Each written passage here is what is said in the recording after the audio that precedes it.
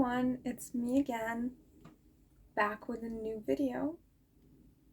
And today's video is going to be about my experience with getting therapy for my cancer diagnosis. So what's called psycho-oncology or onco-psychology. I've seen both um, variations, but you get what I mean. It's a special type of therapy that is done with people who have cancer or have someone close to them going through cancer. So, I'm going to talk about that today. But first, I really wanted to thank you for watching my videos because now my last video has more than, I think, 1,300 views, which is insane. 1,300 people, more than 1,000 people have watched my video. That is wow, that's beyond anything I could ever imagine. I thought like this is gonna be just this small thing. This is sort of like my little diary, and it's meant for people who. It was originally meant for people who are in the same situation as me. So I didn't even think anyone else would find it. Thank you so much, and I hope this video and all of my future videos are gonna be as interesting as my last one. So let's get into today's topic. A little prequel is that I had been in therapy for around a year by the point I started this whole process of getting diagnosed. But it was just regular therapy. It helped me a lot. I love my therapist to death. She is amazing, but she doesn't specialize in cases like this.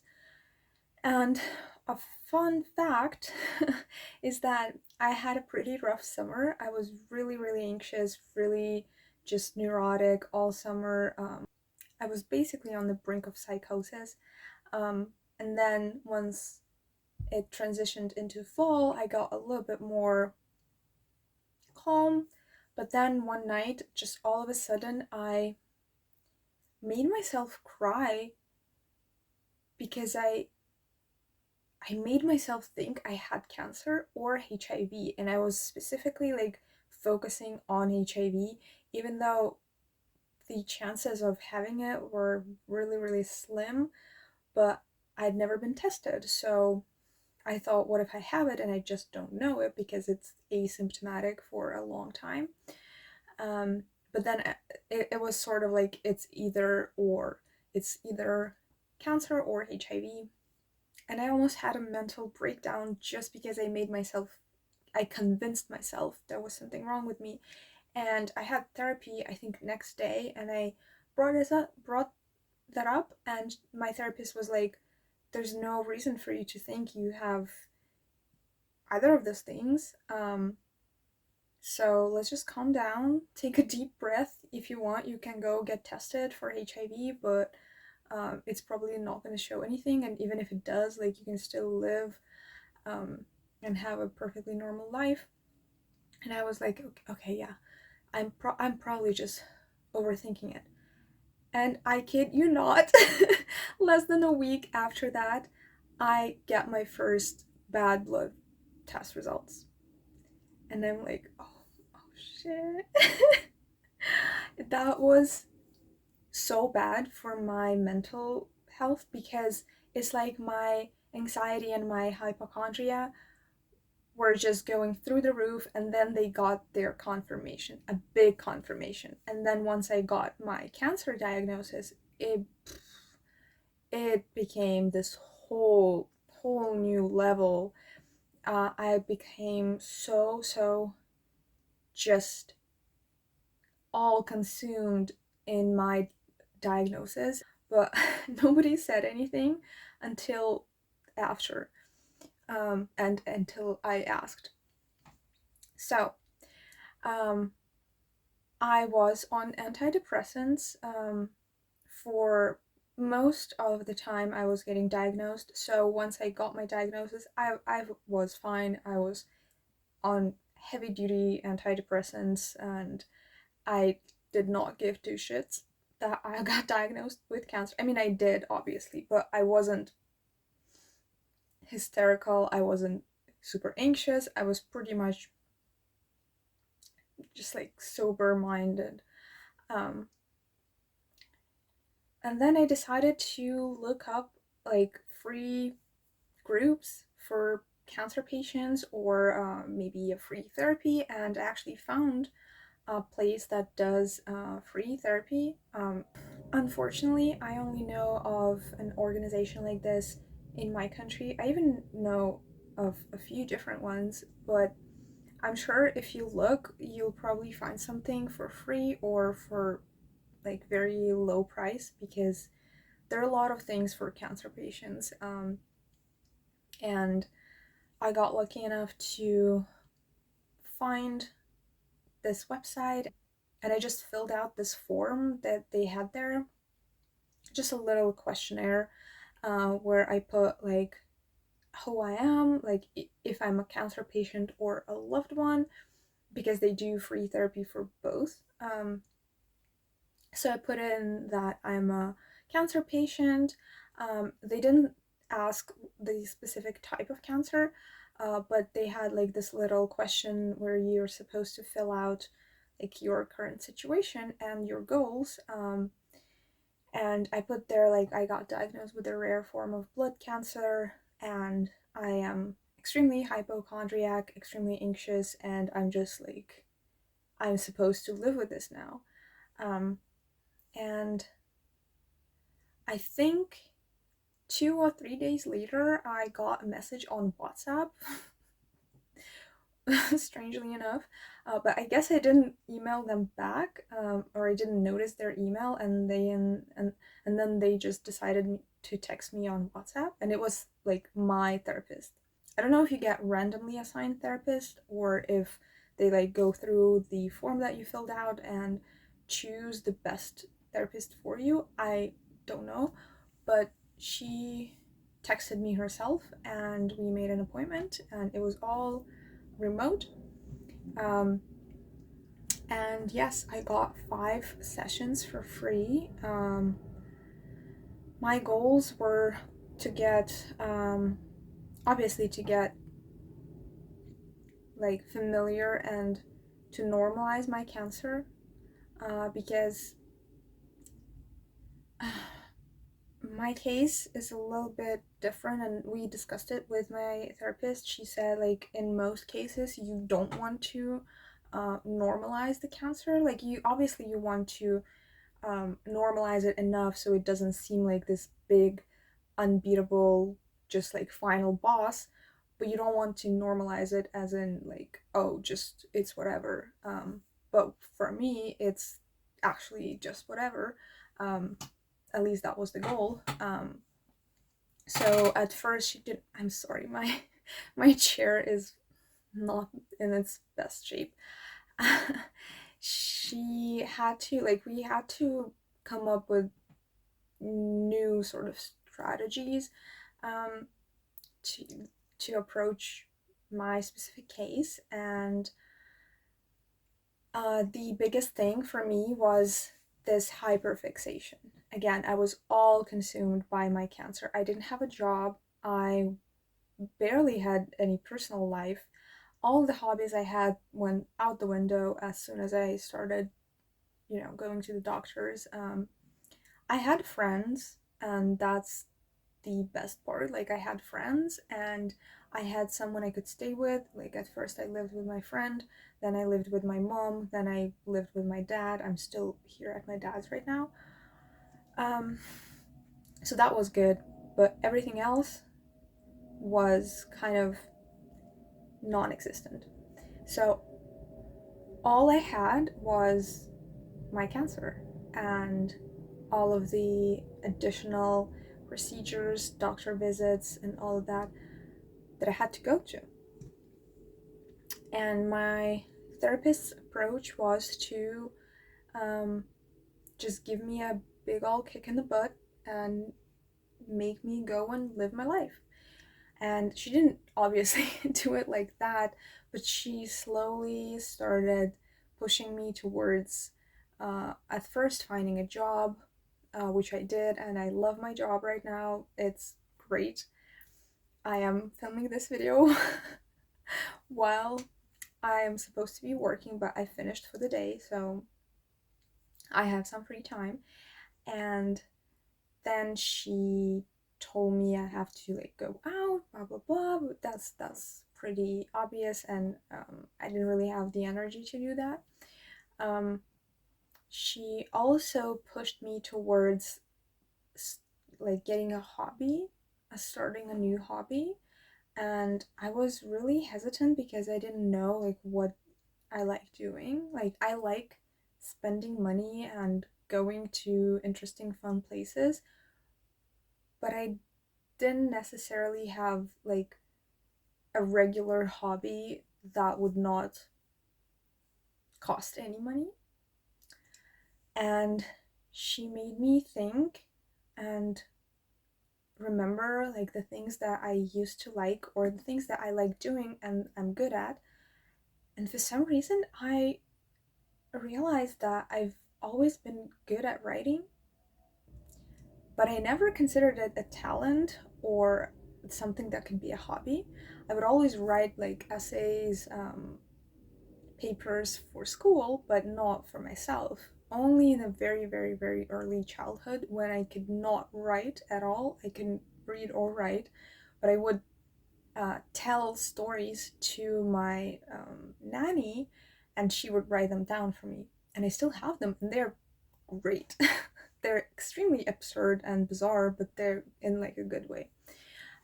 So I thought like I can just try it out, and I immediately did, and I posted it, and I'm like the opposite of whatever is the opposite of the imposter syndrome. I have it because I like what I write. I don't over criticize myself. I post it for people to see, and I enjoy it. So that's how my therapist pushed me towards getting a new hobby. But another thing my cancer therapist did was she normalized my feelings. She told me that I was actually doing great. I don't know if that was true, um, but she would constantly tell me like you are doing so good for someone in such a tough situation, and you don't give yourself enough credit for it. Um, and she actually slightly pushed me towards being more like gentle and considerate of myself, because I felt like, oh, this cancer is not even that dangerous. Why am I being such a loser and unproductive, and I'm just spending all my days in bed and not doing anything? And she was like, you just got diagnosed with cancer. Give yourself some time, give yourself some compassion. And this is one of the things I used to struggle with, like giving myself compassion and giving myself this time to process everything, because I'm used to thinking of myself as this like strong person, as someone who gets over things pretty easily, um, someone who's very adaptable. But I guess by the time I got my diagnosis, I was just so worn down, worn out, that I couldn't do anything. And she encouraged me to be compassionate towards myself and be just gentle. And I did that, and it helped so much. It relaxed me from the inside, and I'm sure that's what let me later on like start writing, start a new job, start filming for YouTube. Was also like, if you told me a year ago that I would be filming videos on YouTube in English, which is not my first language, I would be so surprised. Because that's something that would usually take me a lot of courage. But after therapy, I feel like nothing's hard. I'm like, yeah, I started a YouTube channel. What? Like, it's hard? Like, that's how I view it now, as well as writing, as well as my job, as well as dating and just everything. So I can confidently say that therapy changed my life. Like this specific these 5 sessions changed everything for me. Helped me to become this just free and very relaxed person. Because as we worked towards me accepting my diagnosis and moving on with my life, I felt like, wow, I went through this. I can go through anything. I I will be okay. I will be fine, and we're all gonna be fine. The fact that you're able to be going through something right now means that you're alive and you survived the last time, so you're gonna be fine. So, um, so yeah, I definitely became way more just okay with myself, okay with my life, and I finally started to fulfill like my goals and my hidden potential that I always felt, but I could never tap into it because I was just like such a little bitch about it, and I was too scared and confused and blind that I didn't do anything for a very long time. And now I don't care. I don't care, and I feel like I can do anything that I want, because if I want it, then that means I can do it. Another thing that I want to mention, like before I knew I had blood cancer, we were still waiting on my biopsy results. But my doctor told me that if it's not blood cancer, I would have to go and look for other things, including other types of cancer. And I decided not to wait, and like all throughout December, I would go to different doctors to sort of like rule out other things as I was waiting for my main test to be done. And I went to gastro, and she made me do a gastroscopy, and also she made an appointment for me to get colonoscopy. But the colonoscopy was scheduled for early February, so almost like 2 months later. And then I got my diagnosis. I was super hypochondriac, all of that. And I was like preparing for this colonoscopy, even though I had no, like literally no symptoms for getting this procedure, which is pretty, it's a pretty tough one to go through.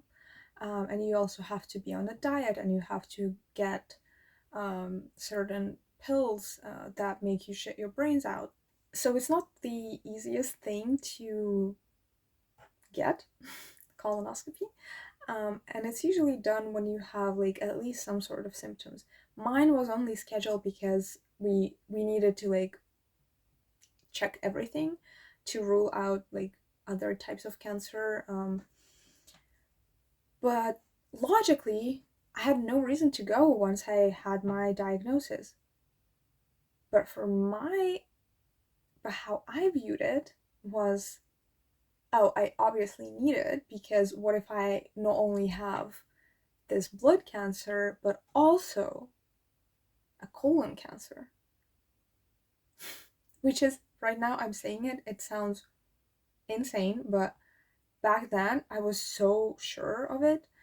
And I was getting myself ready. I was on this diet, which is terrible. I'm on a diet now, and I think my current diet is better than the one I was for colonoscopy. And then I had to get some like documents, and just other things, and it was all like this huge deal.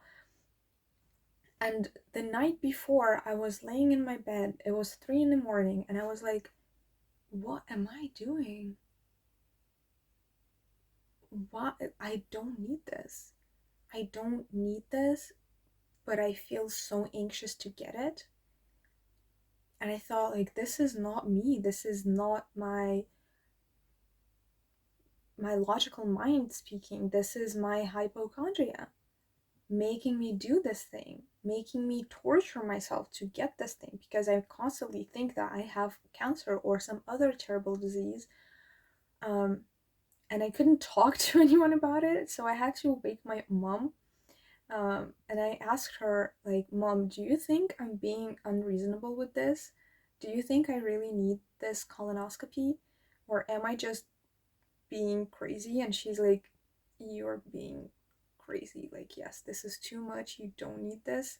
I didn't say anything because you're going through a lot, and I can understand that, like, you're obviously very concerned for your health, but this is excessive. And I was like,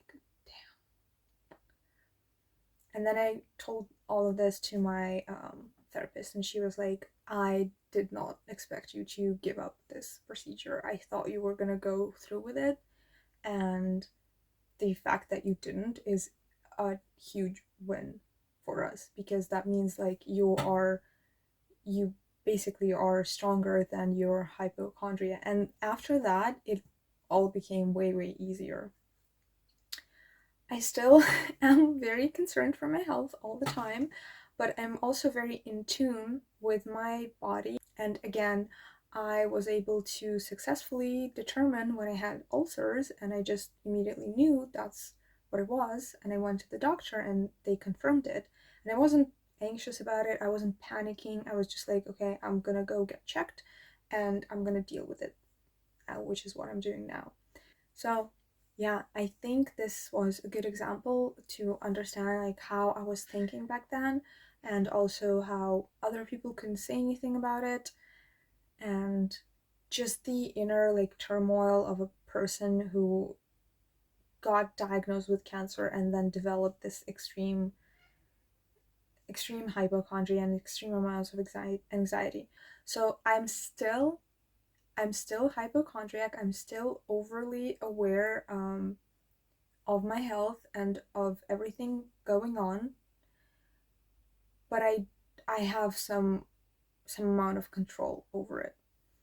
And I'm also completely fine with my cancer diagnosis, which was one of the two biggest goals that we had with my therapist. So that goal was achieved fully and completely, and I'm very, very grateful. And the hypochondria, it's a process. It's you know, I think the fact that all the way back in October I like convinced myself I had something and then almost immediately got a confirmation of that was a very big factor of why it became such a big issue for me. So this is my story, and I really wanted to talk about it because I want people to know that there is such a thing as psycho-oncology, because a lot of people don't even know, and a regular therapist can be great, but a therapist who specializes in cancer patients and like cancer related loss, cancer related anxiety, all of that is so much more helpful. So if your guys are going through cancer, or someone in your family or someone close to you is going through cancer, please look up just free therapy for cancer patients, psycho-oncology, um, even therapy groups, anything like that will help you. It helped me tremendously and it changed my life. So I hope this video was interesting, and I also want to know your like thoughts, your experience with maybe getting diagnosed with something and later developing anxiety around your health, or just anything you want to share. I want to know. I really like talking to you in the comments, so looking forward to it. And once again, thank you for watching, liking, subscribing, writing comments, whatever you do. Thank you.